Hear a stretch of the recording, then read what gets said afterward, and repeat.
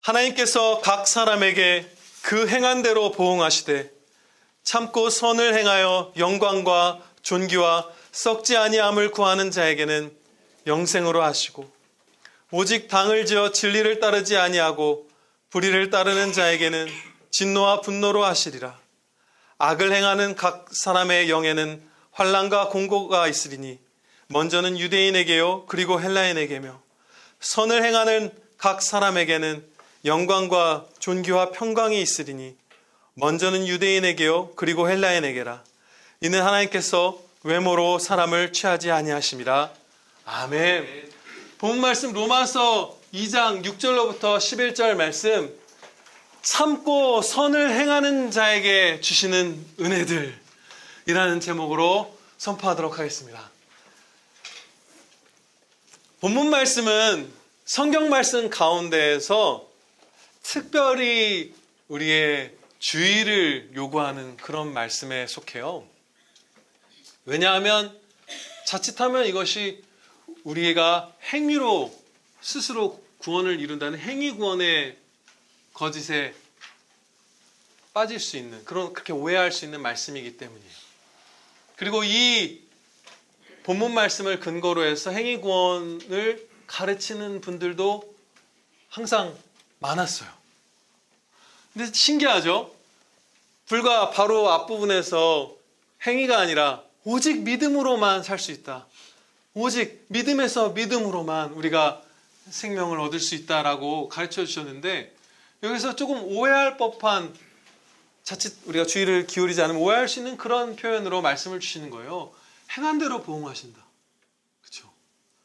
그래서 우리가 주의를 기울여서 하나님께서 가장 그 높으신 완전한 지혜로 왜 이런 표현을 쓰셔서 주셨는지 깨닫고 많은 은혜를, 그 주의를 기울일 때 받게 될 것입니다. 6절 말씀을 보겠습니다. 하나님께서 각 사람에게 그 행한 대로 보응하시되, 여기서 보응이라고 번역된 이 헬라어는 성경 말씀에서 은혜를 나타낼 때에 사용되기도 한 그런 단어예요. 은혜를 완전히 배제하고 우리가 그저 행한 바대로 나의 의로 구원받는다라고 결코 단정지어서는 안 되는 그런 단어를 사용하셨어요. 성경에서는 심지어 갚아주신다는 표현도 은혜를 주신다는 의미로 사용하시기도 합니다. 잠언 19장 17절 말씀을 보면 가난한 자를 불쌍히 여기는 것은 여호와께 구워드리는 것이니 그의 선행을 그에게 갚아주시리라. 이렇게 말씀해요. 근데 은혜와 갚는 것과 은혜는 서로 상반되는 개념이죠. 은혜는 받을 자격 없는 자에게 주시는 선물이 은혜고, 갚는 것은 내가 빚을 져서 주지 않으면 죄가 되는, 줘야만 하는 것을 주는 것이 갚는 것이잖아요. 서로 완전히 상반되는 개념이에요. 그런데 이 은혜를 나타낼 때 갚는다는 표현으로서 하나님께서 우리에게 은혜를 전해주실 때가 있는 거예요. 그럼 왜 그렇게 상반되는 표현으로 우리에게 은혜를 약속해 주셨는가? 그것은 이 은혜를 반드시 주시겠다는 그 확신을 우리에게 심어주시기 위함이에요. 왜? 은혜는 주면 감사한 것이고 안 주면 당연한 게 은혜잖아요. 그런데 우리가 가난한 자를 사랑으로 섬겨도 그것은 마땅히 하나님의 사랑이신 하나님의 종으로서 해야 할 일을 한 것뿐이에요. 그리고 하나님께 받은 존재와 생명과 재물과 기회와 사랑으로 다 받은 것을 전하는, 그냥 받는 은혜의 행위를 했을 뿐이에요. 그런데 그것을 할 때, 그렇게 사랑으로 가난한 사람을 섬길 때 하나님께서 은혜를 더 주시고 싶은 거예요. 막 은혜를 막 퍼부어 주시고 싶은 거예요. 근데 그것을 우리 편에서는 확신할 길이 없잖아요. 은혜는 안 주시는 게 기본인 거고, 주시면 감사한 거고, 우린 해야 할 일을 했을 뿐이잖아요. 그래서 내가 갚아주리라. 마치 빚진 자인 것처럼 반드시 가난한 자를 사랑으로 섬길 때 은혜를 주리라. 이 확신을 주려고 서로 상반되는 의미를 갖는 단어, 은혜와 상반되는 갚아주신다는 단어로서 은혜를 나타내시기도 하는 거예요. 근데 만약에 여기서 우리가 경솔하게 성경을 읽으면, 잠언 아까 19장을 경솔하게 읽으면 우리가 우쭐될 수도 있겠죠. 하나님께서 갚아주셔야죠. 제가 지난달에 누구 이렇게 한 50만 원 돕지 않았습니까? 이렇게 되는 거예요. 마찬가지입니다. 오늘 본문 말씀도 행한 대로 우리가 선을 행했으니까 막 구해 주셔야만 하고 우리가 행위로 의를 쟁취하고 이런 의미로 쓰인 것이 아니기 때문에, 바로 앞에 로마서의 시작부터 그 주제를 제시할 때 그게 아니라고 하시죠. 믿음에서 믿음으로 사는 것이죠. 그러니까 우리가 이 오늘의 본문 말씀도 주의를 아주 기울여서 이 진리를 먹어야만 합니다. 그때 큰 은혜가 될 거예요.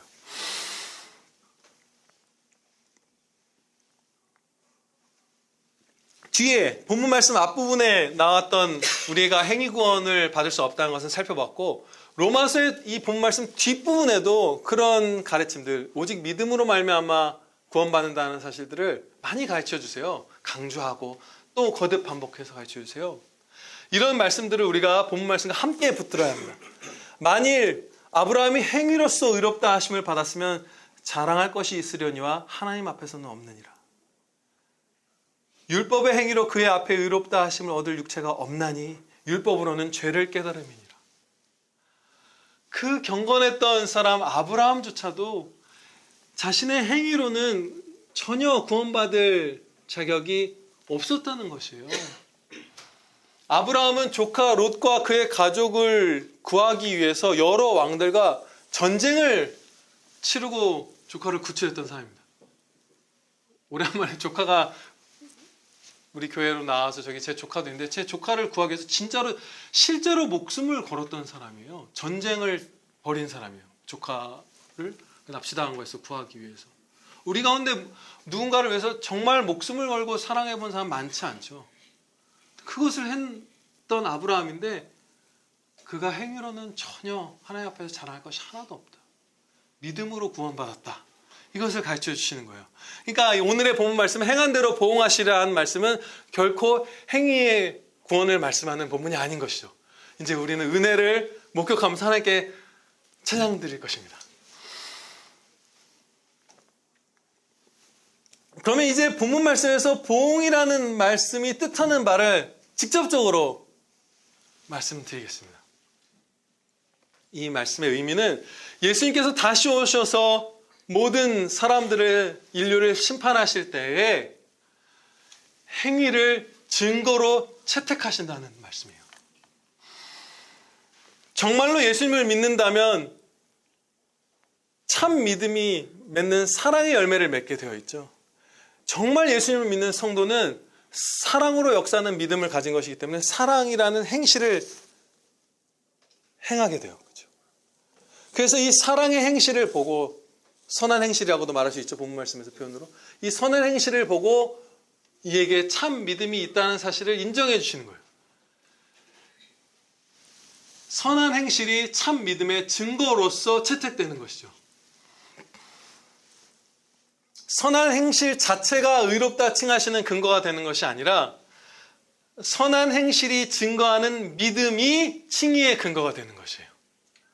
이것은 성경 말씀 갈라디아서 5장 4절로부터 6절에서 완전히 압축해서 이 진리를 가르쳐주세요.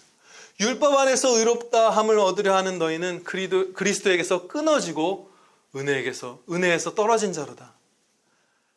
우리가 성령으로 믿음을 따라 의의 소망을 기다리노니 그리스도 예수 안에서는 할례나 무할례나 효력이 없으되 사랑으로서 역사하는 믿음뿐이라. 이 말씀에서 방점은 사랑의 행실에 찍혀 있지 않아요. 우리의 구원의 소망이 어디 있다고 말씀하시냐면 딱 하나인데, 사랑으로서 역사하는 믿음뿐이라. 사랑의 행실이 칭의의 근거라는 말씀이 아니라 사랑을 낳는 믿음이 너희의 구원의 유일한 근거다. 오늘 본문 말씀도 그런 뜻입니다.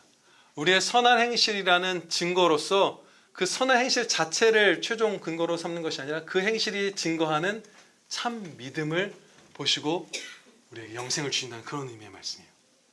그런데 이렇게까지 우리가 헷갈릴 수도 있는 표현을 주신 것은 여러 가지 이유가 있겠죠. 그 중에 한 가지는 구원의 확신입니다.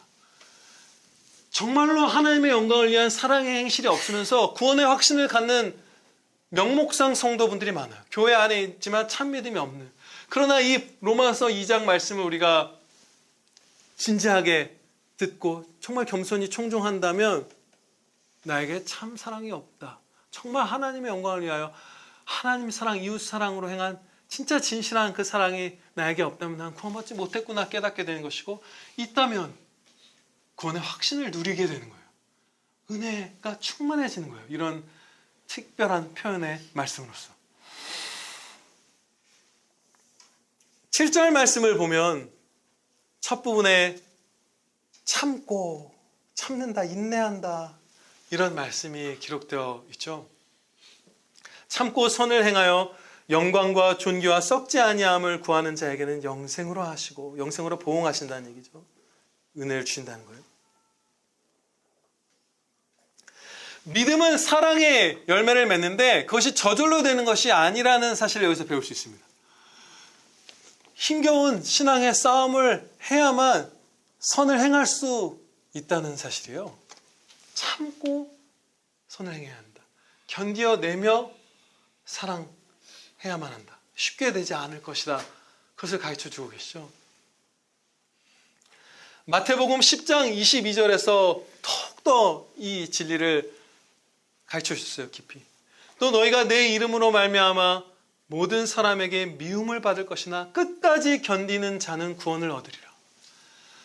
우리가 이 땅을 떠나는 날까지 견디며 선을 행할 때, 그 믿음을 지켜나갈 때 은혜 가운데, 그러면 구원을 받는다는 말씀이에요. 인내하며 순종하는 것이죠. 그것이 필수적인 것이에요. 믿음의 싸움. 이 참고 선을 행하는 자에게 주신다고 약속하신 은혜들은 이런 것입니다. 영생과 존귀와 영광과 평안. 영생과 존귀와 영광과 평안은 이 땅에서부터 우리가 받게 되고 장차 저 천국에서 완전해지고 영원토록 이어질 것이에요. 맞습니다. 아멘입니다. 그리고 은혜의 약속과 마찬가지로 불의를 따르는 자들에게 주는 심판과 징계도 이 땅에서부터 주어지기 시작해서 장차 지옥에서 완전해지고 영원히 이어질 거예요. 진노와 분노와 영혼의 환난과 곤고입니다. 두 선한 행실을 보인 그 자들에게 주신 은혜와 불의를 따른 자들에게 주신 그 심판이 비슷한 특징을 갖고 있어요. 현재로부터 지워지고 장차 완전해지고 영원토록 이어질 것이다. 먼저 아직 회개하지 않고 예수님을 믿지 않는 분들에게 말씀을 선포하고자 합니다. 만약 이 자리에 있으면서도 회개치 않고 계속 불의를 따르는 분이 계시다면 당신은 더 두려운 상황에 있는 것이에요. 왜냐하면 교회 안에 속해 있고 여기서 복음을 계속 들어왔고 성령님께서 크게 역사하시며 성도들을 돌보시는 그 빛의 비추임을 받았기 때문이에요. 그래서 교회 밖에 있는 불신자들보다 장차 지옥에서 훨씬 더 큰 형벌을 받게 될 거예요. 교회 안에 있으면서 끝까지 회개하지 않은 분들은 이 땅에서도 더 큰 진노를 받겠죠. 하나님께서 당신에게 주시는 경고의 말씀을 듣고 회개하시기 바랍니다.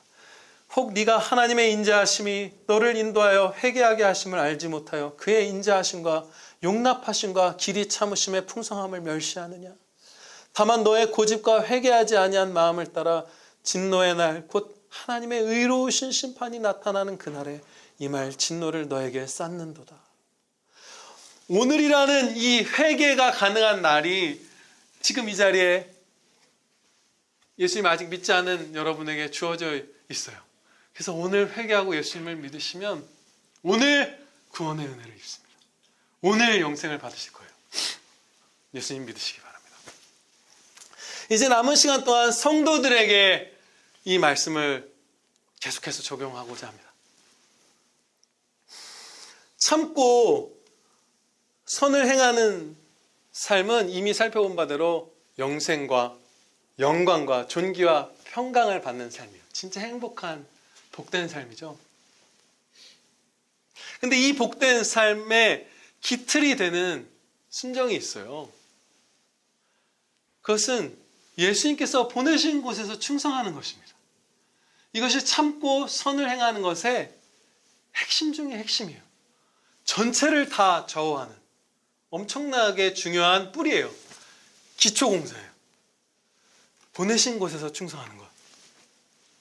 내가 가고 싶은 곳을 여기저기 다니면서 하나님께 영광 돌리겠다는 것이 아니라 보내신 곳에서 그 한 곳에서 평생 있으라 하시면 평생 있고 3주 만에 데살로니가 교회를 떠나게 하시면 떠나면서 계속 보내시는 곳에서 충성하는 것이 이 큰 은혜, 영생과 영광과 존귀와 평강을 받아 누리는 데 핵심이 되는 순종이에요. 너무나 중요한 것이죠. 왜 보내신 곳에서 충성하는 것이 우리에게 이토록 중요한 것일까요? 여러 이유가 있겠지만 오늘 붙들고자 하는 것은 우리의 신분에 그 순종이 합당하기 때문입니다. 첫째로 우리는 이 땅에서 군인의 신분입니다. 마귀의 관계를 능히 대적하기 위하여 하나님의 전신갑주를 입으라. 손으로 악을 이기라. 너희가 죄와 싸우되 아직 피 흘리기까지는 대항하지 아니하고. 완전히 명백하게 군인인 것이죠. 근데 군인은 발령받은 곳에서 전투하는 것이 기본 중에 기본이에요. 인천에 가라라고 대장께서 나에게 명령을 내렸는데 아니요, 저는 대구로 가서 목숨 걸고 한 명도 이 우리나라를 침략하지 못하게 최선을 다해서 싸우겠습니다 하면 충성이 아니라 반역이에요. 발령제에서 벗어나면 그것은 순종이 아니라 명령 불복종이에요.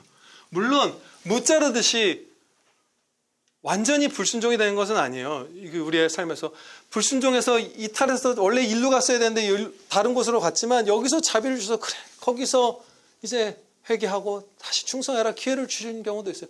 그렇지만 우선 불순종이에요. 상당히 어그러지는 것이에요. 이 참고 선을 행하는 삶이. 두 번째로 우리의 신분은 머리이신 예수님의 몸입니다. 머리가 가라는 곳으로 가지 않는 몸은 큰 병에 걸린 것이에요. 그렇죠? 세 번째로 우리는 목자이신 예수님의 품으로 구원받아 돌아온 행복한 양이죠. 복을 막 쏟음 받은 양이에요. 그러면 목자께서 푸른 초장과 쉴만한 물가로 인도해 주고 계시는데 우리에게 제일 유익한 길로 막 굽이굽이 바로 따라하라 겉에서 앞뒤로 오가시면서 인도해 주시는데 성경 말씀에는 그 양치기 견도 안 쓰시죠? 예수님께서 그냥 혼자 돌보시는 거예요. 목사를 약간 양치기 견처럼 쓰시기도 하네요. 그죠? 아무튼 그렇게 인도해 주시는데 이런 거예요. 아니요. 저는 저쪽 언덕 쪽으로 갈게요. 주님은 딴 애들 데리고 절로 가세요. 저는 여기가 좋은데요. 여기가 저한테 푸른 초장일 것 같은데요. 맞아요. 맞다고 확신하는 것이죠. 그렇죠. 가버리는 거니까 결국. 믿음으로 결정을 하는 거잖아요. 염소가 되는 거예요. 염소처럼 사는 거야. 염소가 돼버리진 않겠지만 붙드시기 때문에 될 수 있는 위험이 있죠. 실제적으로. 이와 같이 보내신 곳에서 충성하는 것은 참고 선을 행하는 것에 가장 핵심이 되는 순종입니다. 보내신 곳에서 충성하는 것. 이것이 완전히 기반이 되는 거예요. 여기서부터 은혜의 나무가 피어나는 거예요. 우리 각 사람에게 주어진 일터와 가정이 하나님 사랑, 이웃 사랑의 터전이고 찬양의 터전이고 저와 여러분이 일궈야 될 포도밭입니다. 포도원이에요. 은혜의 포도원. 그런데 우리는 다양한 이유들, 다양한 오해인 이유들, 다양한 알면서 핑계로 대는 이유들 이런 것들을 대면서 발령제에서 벗어나곤 합니다. 정말 두려운 것이죠. 안타깝고 내 마음에 드는 곳을 찾아서 떠나버리는 것이에요. 항상 그런 항상은 아니지만 자주 그런 위험에 우리가 노출되는 것 같아요. 그렇죠? 그런 잘못을 범하기도 하고요. 자기를 부인하고 예수님께서 주신 자기 십자가를 지고 주님을 따르지 않는 것이에요. 보내신 곳에서 충성하지 않는 것은 자기 부인에 실패한 것, 자기 십자가를 지지 않은 것입니다. 그것을 이제 좀 더 말씀드릴게요. 저와 여러분을 보내신 곳이 우리의 마음에, 저와 여러분의 마음에 완전히 협족할 수는 없습니다, 여러분. 세상 어느 곳도 완전히 마음에 드는 곳은 있을 수가 없어요. 분명 참는 것이 필요한 부분이 다 있어요. 가정도 일터도 그렇죠. 이러한 사실에는 여러 가지 이유가 있습니다. 두 가지를 살펴보고자 합니다. 첫째로 이 땅이 천국이 아니라 타락한 세상이기 때문에 완전히 만족스러운 곳이 있을 수가 없는 것입니다. 항상 어디에나 해로운 것, 악한 것, 죄들 이런 것들인 거예요. 결핍된 것. 둘째로 내게 크던 작던 아직 죄성과 어리석음과 연약함이 있잖아요. 죄와 어리석음과 연약함이 있기 때문에 어느 곳에서나 힘든 부분들이 있는 거예요. 그냥 좋기만 한 곳은 결코 있을 수가 없는 거예요.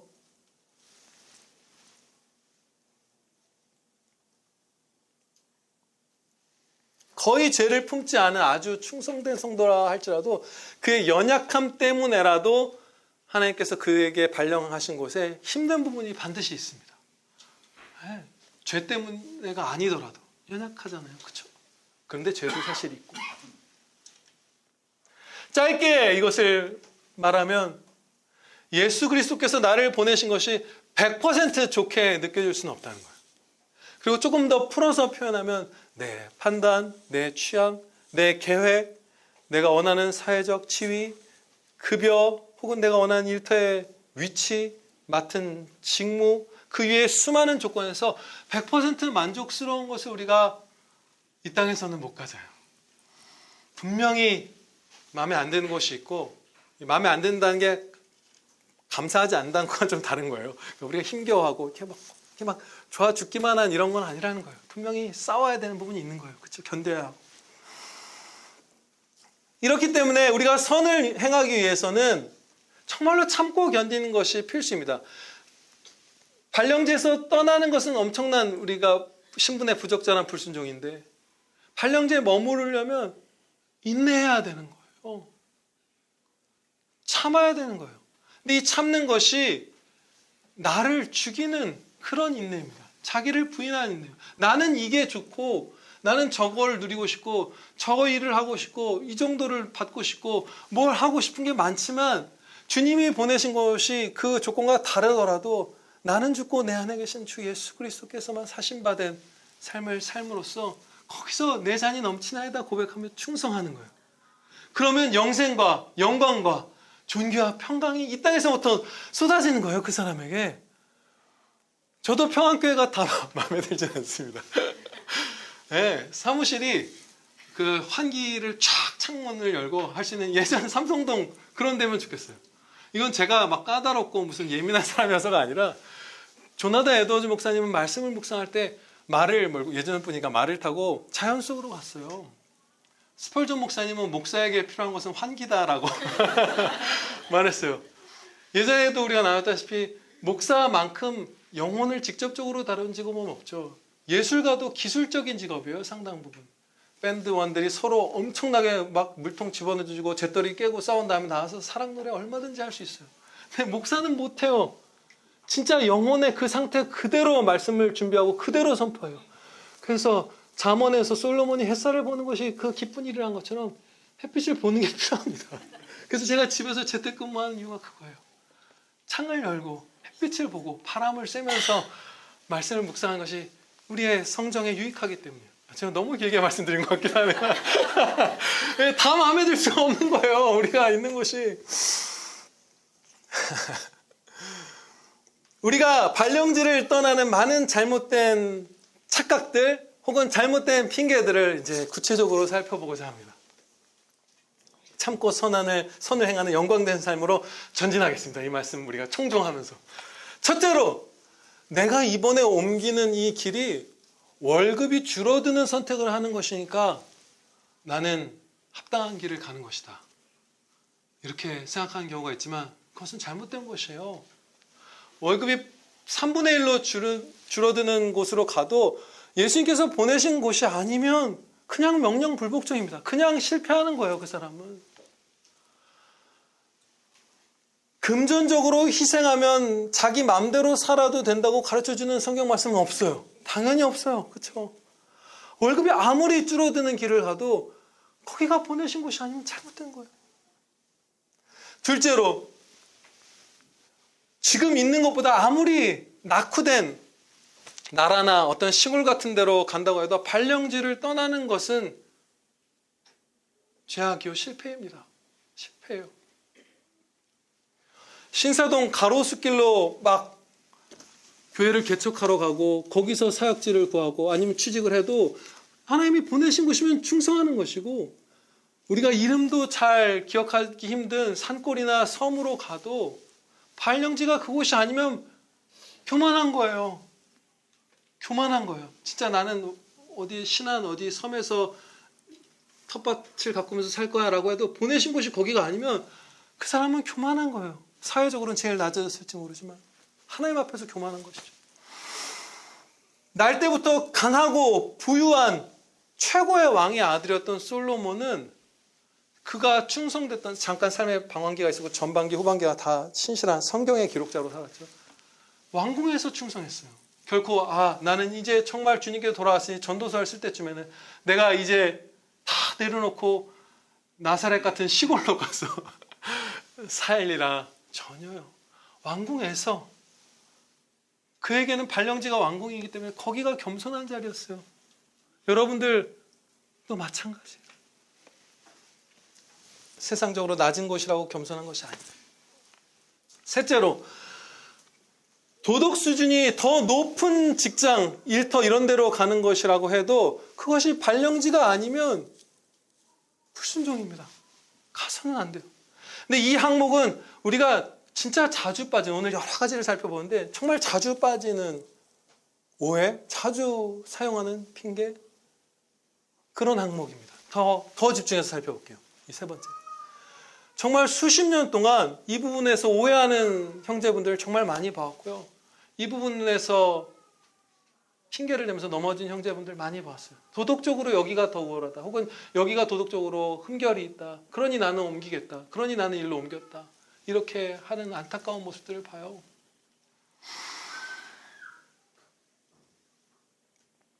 일터에 도덕적인 흠이 있는 것은 그곳을 반드시 떠나야 할 이유가 결코 되지 못합니다.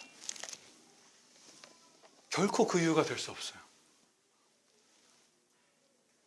확실한 근거가 아니라는 거예요. 때로는 떠나야 될 이유가 되기도 하겠지만 확실한 근거라고 말할 수가 없어요. 전혀 없어요. 왜냐하면 만약에 도덕적인 문제가 있다고 우리가 어느 곳을 떠나야만 한다면 우리 다 교회 떠나야 돼요. 우리 평안교회도 죄가 항상 있어요. 이 땅에서, 천국이 아닌 이 땅에서 죄가 없는 곳이란 아무 데도 없습니다. 무슨 담임 목사가 만약에 성도들에게 죄가 있다고 떠나고자 하면 다 떠나야 되고, 사역지를. 부교역자가 담임 목사님이나 당회에 죄가 있다고 사역지를 옮기기 시작하면 다 바꿔야 돼요. 아무 사역지도 구할 수가 없어요. 아무 교회도 여러분이 택할 수가 없어요. 죄가 있다고 떠나기 시작하면. 근데 교회도, 진짜 교회도 그런데 이 땅에서는 아직 직장은 오죽하겠어요. 도덕적인 흠결이 여러분의 직장에 있다고 해서 그것을 떠나야만 한다는 것은 전혀 아니에요. 아닐 수도 있는 게 아니라 그게 확실한 근거가 전혀 되지 못하는 거예요. 여기서 좀 더 깊이 나아가는 질문을 우리가 살펴보고자 합니다. 어느 회사에서 나에게 죄를 범하라고 명하는 거예요. 그런 상황에서 우리는 어떻게 해야 될까요? 그러면 그것은 그 회사를 떠나라는 명백한 하나님의 신호일까요? 아니면 아닐까요? 명백한 신호가 아니에요.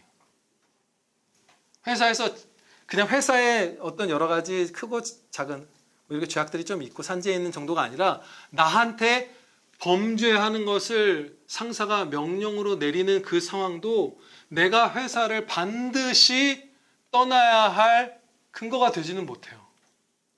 떠나야 할 상황일 수도 있고 주님의 인도하심에 따라, 아니면 거기서 거룩한 믿음의 싸움을 하는 것이 주님의 뜻일 수도 있어요.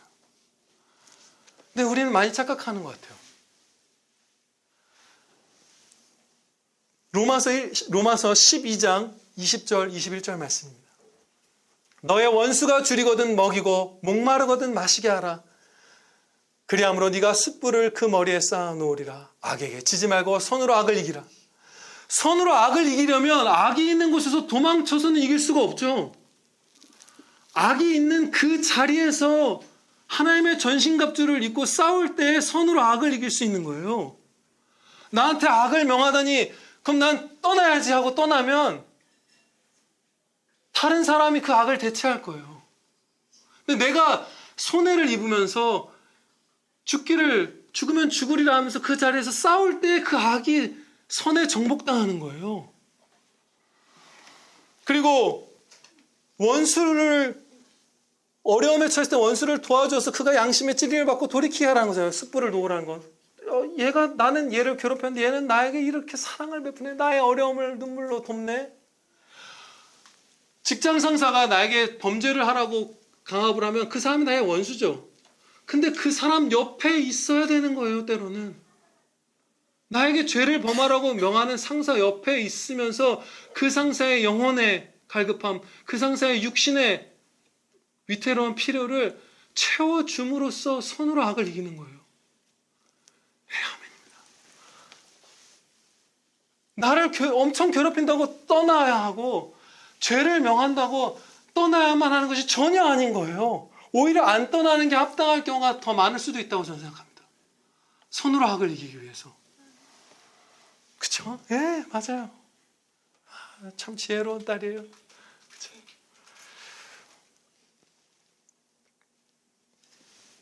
그런 죄는 상사가 명했을 때 죄를 저를 위해서뿐만 아니라 회사를 위해서도, 부장님을 위해서도, 대표님을 위해서도 우리가 해서는 안 됩니다.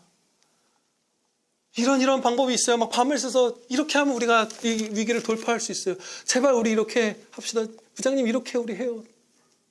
간청하는 거예요. 마음을 돌이켜달라고. 그게 손으로 악을 이기는 거예요. 헌신하고 더 일하고 더 섬기고 손해를 감수하면서 핍박받으면서, 그쵸? 발령 내신 곳에서 끝까지 충성하는 게, 그게 영광과 존귀와 평강과 영생을 받는 그 참고 선을 행하는 그 삶이에요. 그죠? 떠나는 게 답이 아닐 때가 더 많은 거예요. 다니엘을 우리가 기억하기를 소원합니다. 다니엘은 하나님께서 보내신 발령자가 이방 왕의 수종을 드는 정치인이었어요. 지도자였어요. 평생 4명의 왕을 섬겼던가요? 다니엘이? 이방 왕만? 평생을. 근데 그가 어떻게 했죠? 느부갓네살이 우상 숭배를 명할 때, 밤에 떠나면서 나에게 우상 숭배를 명했으니 나는 이곳에 있을 수 없다. 산지에 숨어있는 나의 이스라엘 형제들을 찾아 만나서 이제 거기서 거하면 내가 하나님께 영광 돌리리라. 이렇게 안 했어요. 그 자리에서 싸웠어요. 죽으면 죽으리이다 하고, 악한 명령을 내리면 불복종하고, 선한 명령을 내리면 최대한 순종하면서 보내신 그 자리에서 그 무서운 왕들 옆에서 계속 있었어요. 놀랍죠? 저는 이렇게 생각하는 형제를 거의 본 적이 없어요. 거의 다 떠나요. 회사에서 괴롭힘이 있고 힘든 일이 있고 뭐가 있으면 떠나고, 아니면 떠나고 싶을 때 회사의 도덕적 흠결을 핑계로 대는 경우도 너무 많이 봤어요. 수십 년 동안 너무 많이 봤어요. 안타깝게. 거기서 그 전에 감사하지 않아서 떠나는 것이면서도 그런 핑계를 대는 것이죠. 여기가 악해서, 혹은 여기가 선해서 일로 가요.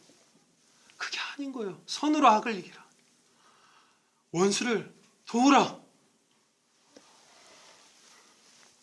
윌리엄 윌버포스 형제님이 영국의 정치인이었죠. 그 형제님은 이제 세계 곳곳의 이웃들을 잡아다가 노예로 삼는 이 영국의 의원으로서 난 도저히 살 수가 없다 하면서 이 재산을 가지고 이민을 가야 되겠다 한 게 아니죠.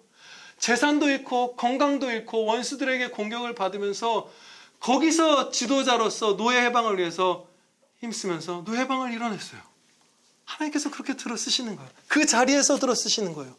도망치게 하셔서 들어 쓰시는 게 아니라 세상 가운데에서 모든 일을 원망과 시비가 없이 하라. 이는 너희가 흠이 없고 순전하여 어그러지고 거스르는 세대 가운데서 하나님의 흠 없는 자녀로 세상에서 그들 가운데서 빛들로 나타나며 생명의 말씀을 밝혀. 아멘입니다. 그 악이 꽉 차 있는 그곳에서 믿음의 싸움을 해야 될 때도 있는 거예요. 때로는 신앙의 자유를 찾아서 떠나야 할 때도 있지만, 혹은 그 불의한 곳에서 피신시켜 주시기도 하지만, 아주 많은 경우, 상당수의 경우 거기서 손으로 악을 이기는 것이 진짜 용기 있는 성도의 삶이에요. 발령지 이탈의 이제 네 번째 이유로 넘어갈게요. 사회 봉사를 위해서 보내신 곳에 소홀하거나 떠나버리는 거예요. 봉사는 그 자체로 선한 것이지만 대장께서 보내신 발령지에서 이탈하게 만든다면 잠시라도 그것은 악한 게 되는 거예요. 결과적으로. 그렇죠?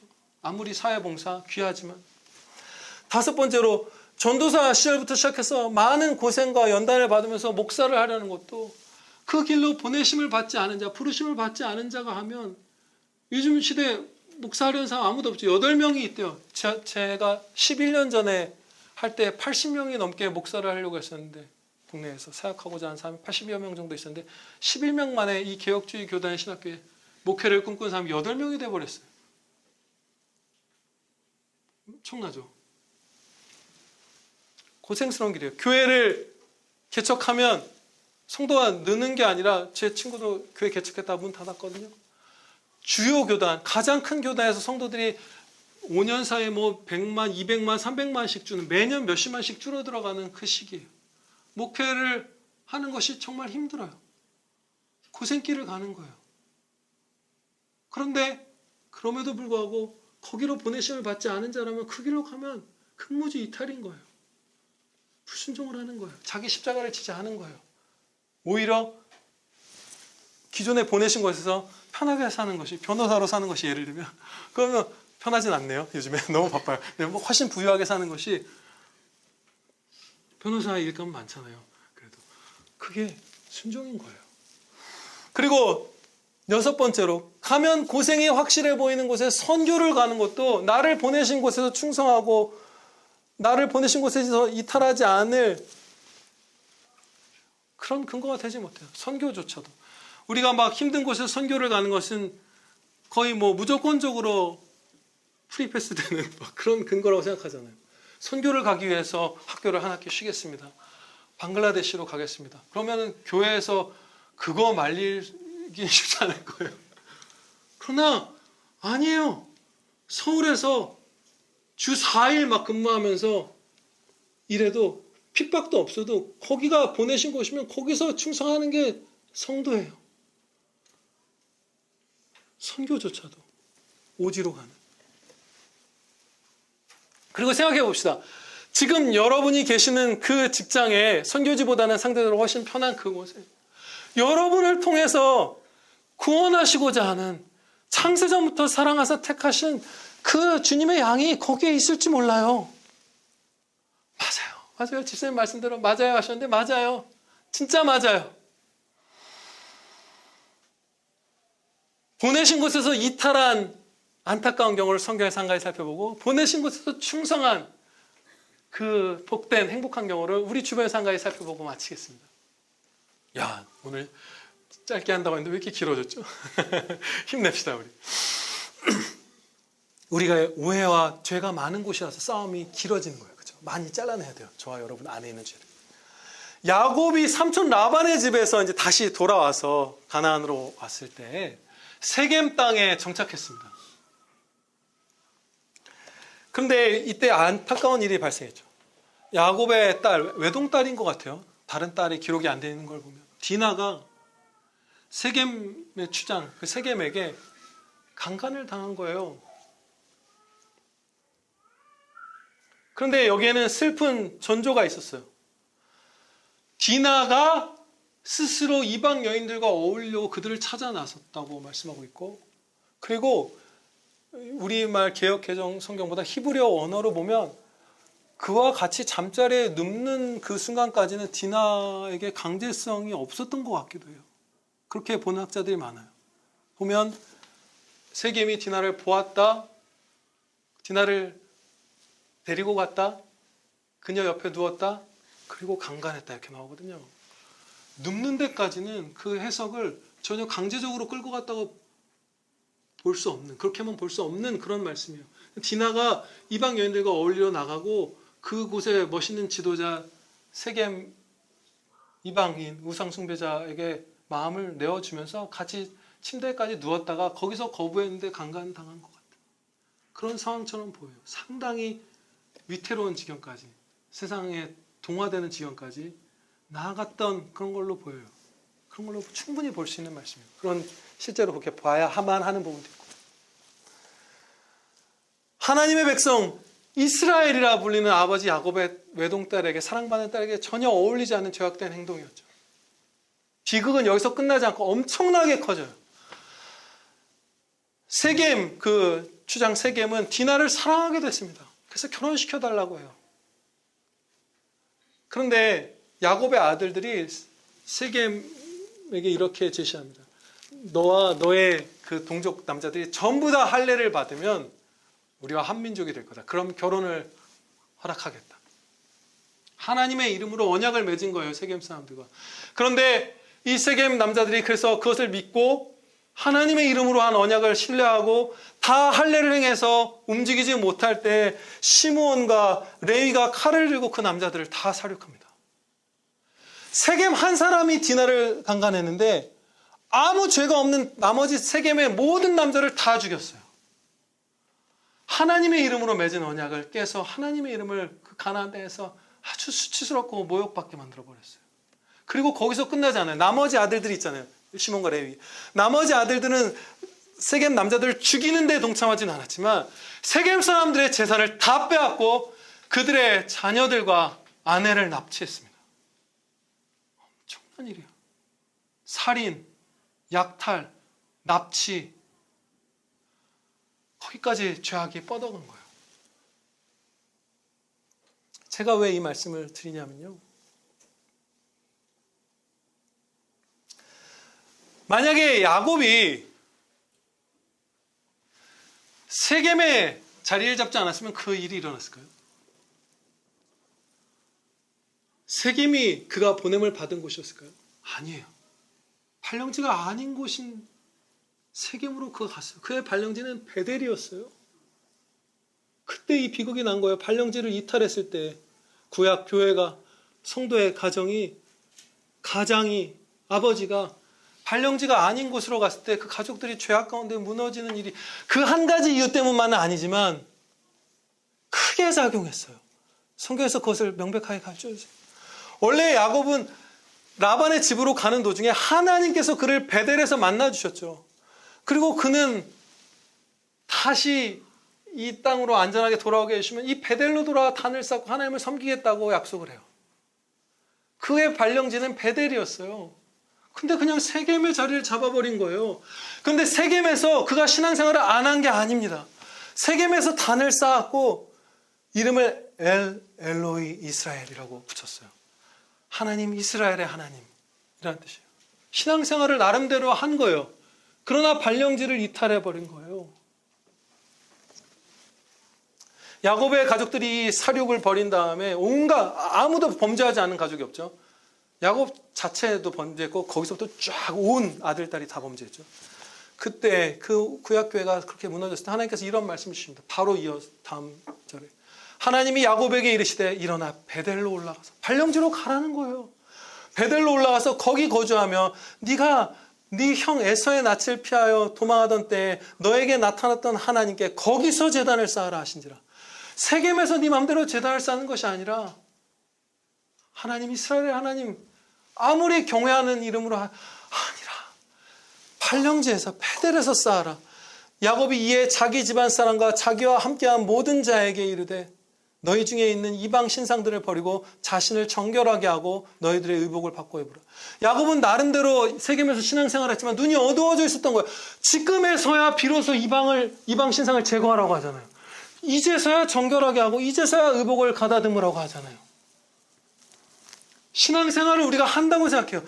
자기가 보냄받은 무슨 교회 사역지, 직장 사역지, 어디서든 이탈하는 성도들도 자기가 다 하나님의 영광을 위해서 산다고 하고 하나님을 섬기고 있고 따르고 있다고 생각을 해요. 열의 9, 199명은. 그런데 이렇게 어두워진 것이고 이렇게 대다수의 삶이 불순종으로 평가받을 수밖에 없는 그런 상황에 있는 것이에요.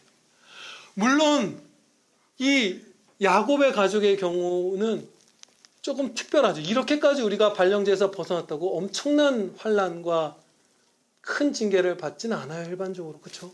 이렇진 않아요. 그렇지만 우리는 두려워해야 합니다. 전쟁 중인 전시에 대장의 명령을 불복종하여 마음대로 근무지를 바꿔버린 종. 목자를 떠나 이리들이 드글거리는 목자와 멀어진 세상 속으로 뛰어들어가는 양. 몸의 명령을 듣지 않는 병든 몸. 머리의 명령을 듣지 않는 병든 몸. 정말로 크게 두려워야 하고 그분의 어떤 그런 개인 그런 것 때문에 구체적으로 이름이나 이런 상황을 말씀드릴 수는 없지만 최근에 가까운 목사님 두 분에게서 이 야곱과 같은 상황을 보았어요.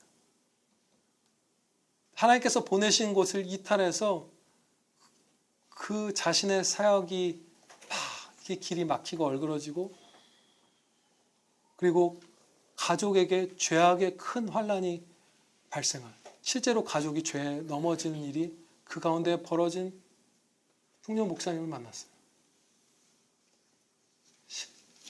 이 정도까지 이렇게까지 중요한 약속의 계보니까 아마 이렇게 엄하게 다스리셨겠죠. 더 거룩하게 하셔야 되니까. 이렇게까지 우리가 징계받고 매맞지는 않겠지만 정말 두려운 거예요.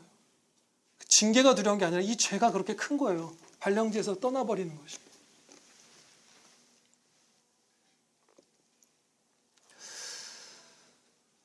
이제 보내신 곳에서 충성하여 영생과 영광과 존귀와 평강을 얻은 성도의 예를 우리 주변에서 살펴보겠습니다. 참 어떻게 이렇게 시기가 많은지 몰라요. 우리 다정자매님의 얘기를 우리가 나누고자 해요. 금요일 저녁 때 다정자매님 집에 집들이를 갔다 왔어요. 청년부 모임이 거기서 있었죠. 정말 행복했어요.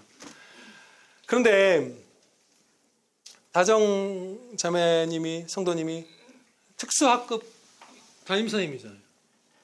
특수교사의 근무 여건은 요즘 좋지 않다는 거 전 국민이 다 알죠. 우리 다정 성도도 학생한테 맞아서 그 상처를 갖고 교회에 온 적도 있잖아요. 흉이 남은 상태로. 그리고 선생님들끼리 그거 참 비참하죠. 어떻게 잘 맞는 법, 안 아프고 안 다치게 맞는 법 얘기하시는 거죠. 그걸 공유한다고요. 실제로. 아이들이 때릴 때 잘 맞는 법을 공유해야 하는 선생님. 와, 진짜 엄청난 세상이에요. 녹음기 보내서 녹음해서 고소해버리고 가정에서 일생에 여러 번 했을 법한 수준의 그런 말들 그걸로 유죄다. 그 선생님에게 불명예를 씌우고 처벌하고 그리고 몸도 약한데 학생들이 막 체격도 크고 신체적으로 돕고 해야 되니까 다정자매가 많이 힘들어했죠. 그러면 우리는 저 자매가 충성했으니까 별로 의식을 못했을 수 있는데 대다수의 믿음 약한 성도 같으면 떠났을 거예요. 나 이제 다른 일 하고 싶어 불평을 입에 막 많이 말했을 거예요. 심지어 듬직한 남편 만났잖아요. 너무 믿음직한 아내를 사랑하는 그런 신랑을 만났잖아요. 그러면 이제 그 일은 남편이 하고 똑같이 특수교사니까 난 내조하고 난 좀 편한 일 하면서 파트타임 하면서 이제 좀 아니 뭐 카페 같은 거 하면서 좀 곱게 살고 싶어 라고 할 수도 있어요. 몸도 약하고 사회적으로도 힘겨운 상황인데 안 했죠. 그렇게 불평한 걸 들어본 적이 없어요. 그렇죠? 어떤 일이 일어났죠. 그래서 일단 부담임 선생님이 한번 우리 교회에 전도받아서 왔어요. 담임 선생님으로서 그 사랑의 모습을 보인 거예요. 근데 2번 전도됐던 거 아시나요? 그분? 지금 다른 교회 여기저기 가보고 계신데요. 교회 완전히 떠난 거 아니에요. 우리 교회에서 안 보인다고. 실패한 거 아니에요. 실패랑 전도는 우리는 거기까지죠. 아무튼 은혜가 막 크게 임하고 있는 거예요. 어떻게 2번이 왔냐 하면 한 번 그 부담임을 할 때 잘 하면서 협력해서 사랑으로 하면서 전도해서 왔고 두 번째는 다정 선생님이 다른 곳으로 이제 발령받아서 5년인가 채우고 옮기시죠. 선생님들은 옮길 때 이제 담임이 되는 그 부담임과 다른 나머지 그 학교 힘든 학교였는데 거기에 남아있는 선생님들에게 도움이 되려고 막 이런 거 저런 거 인수인계를 그야말로 넘치도록 준비해서 정말 편하게 뒤에 분들이 일할 수 있도록 준비한 걸 보고 그 형준 선생님이 보고 울었어요. 너무 그 사랑을 보고 놀래서 감격해서 울고 교회를 가야 되겠다. 그래서 다시 교회를 또 한 번 나온 거예요. 그리고 두 번째 때는 달랐어요. 봐봐요. 사랑이 어딘가는 그냥 호의나 이런 거였으면 다정 선생님 참 좋은 분이었어 라고 하겠죠. 근데 사랑이 크면 예수님의 영광을 보는 거예요. 교회 가야 되겠다는 마음이 들어버리는 거예요. 그래서 교회로 왔고 두 번째 할 때는 저랑 막 신앙의 대화도 하면서 막 예정교리라든지 이런 진짜 사람들의 마음 끝까지 힘들게 하는 불신자에게는 와닿지 않는 그 진리들에 대한 얘기도 하고 해결이 되고 이제 다른 교회들 다니면서 복음을 듣고 있는 거예요. 하나님께서 보내신 자리에서 충성할 때 그 열매가 맺어지는 거예요. 그리고 얼마나 좋아요. 어릴 때부터 진짜 거의 소녀에 가까울 때부터 계속 일하니까 벌써 집도 마련하고 경건한 남편 만나서 둘이 알콩달콩 주님 쫓아가면서 행복하게 살고 진짜 얼마나 좋아요. 여기서 이제 우리 평안교회가 하나님께서 2단계 성장해 주시는 날을 맞습니다. 목사님께서 우리 원로 목사님께서 발령이라는 표현을 참 좋아하셨어요. 발령 내신 곳에서 끝까지 충성하라. 딴 데로 옮기시기 전까지 거기서 충성하라. 근데 이 발령이라는 말에서 이제 2단계로 용어를 개정하면서 전진할 거예요. 성숙할 거예요, 우리는. 그럼 지난 30여 년간 박종원 목사님께서 우리 인도하실 때는 왜 발령까지의 성장에 있었는가? 이 질문이 좀 이상해요. 아무튼 당연하죠. 단계를 밟아서 성장하는 거예요. 저도 최근에 깨달은 거예요. 이 두 번째, 세 번째 성장은 목사님 왜 발령이라고 하셨지? 하다가 이제 두 번째, 세 번째 성장을 2단계로 오늘 한꺼번에 뛰어오르게 해주세요. 첫 번째 한 단계로 올라가겠습니다. 군사 발령입니다.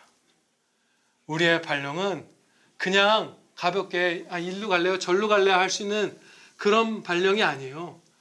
나와 가족들과 형제들과 이웃들과 사랑하는 원수들의 생명이 달려있고 하나님의 영광이 걸려있는 전쟁 시에 내리시는 군사 발령입니다.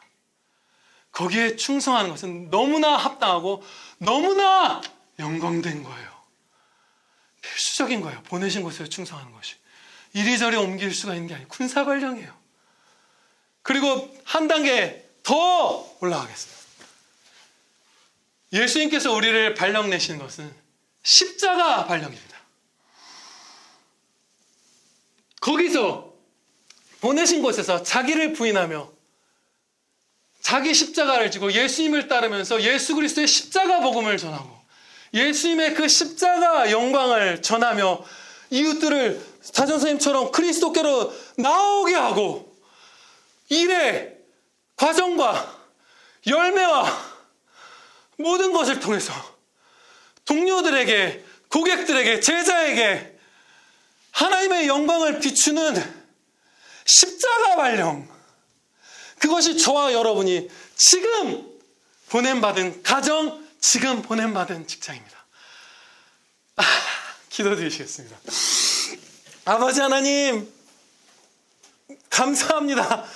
저희에게 참고 선을 행하여 영생과 영광과 존귀와 평강을 누리게 해주신 그 100%의 은혜를 저희에게 내려주신 이 사실을 감사 찬양 드리옵나이다. 아버지 하나님, 저희 이제 오늘부터 천국 가는 날까지 그리고 영원까지 오직 주님의 말씀에 순종하여 보내신 곳에서 충성하는 십자가 발령받은 자녀들 되기를 소원하오니 저희 영혼을 하나님의 말씀 가운데 굳게 세워주시사 어떠한 죄악에도 흔들리지 않고 보내신 곳에서 내 잔이 넘치나이다. 내 잔이 넘치나이다. 내가 받아야 될 것보다 지금 여기에 내가 불만족하고 내가 힘겨워하는 이것조차도 내가 행한 바대로 받았어야 할 것보다 훨씬 더 좋은 것을 은혜로 주셨으며 아니 그것만이 아니라 하나님의 영광을 위하여 그 의미 있고 살아있고 가치 있고 영광되고 존귀하고 행복한 기회를 이곳에서 내게 주셨사오니 내 잔이 넘치나이다 노래하는 복된 순종된 발령에 따르는 아들 딸을 저희 다 되게 하여 주시옵소서. 평생에 흔들리지 않게 주님 따르게 하여 주시며 은혜 누리게 하여 주시옵소서. 예수 그리스도의 이름으로 기도하렵나이다. 아멘.